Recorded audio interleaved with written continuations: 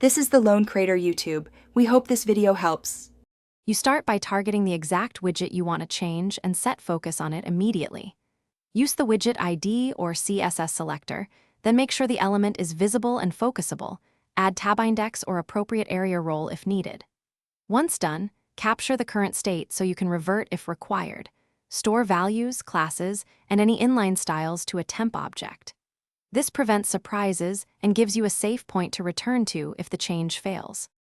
With focus established, apply the modifications deliberately so they only take effect while the widget is focused. Programmatically call element focus, and then add or toggle a focus CSS class. This isolates visual changes. Update the widget's properties, text, attributes, dataset fields, or attach temporary event listeners for keyboard input.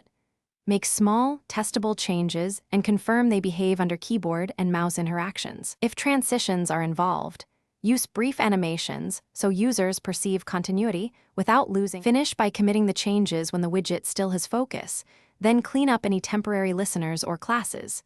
If you need persistence, write the final state to storage or the parent model. Otherwise, keep the snapshot to restore on blur or cancel.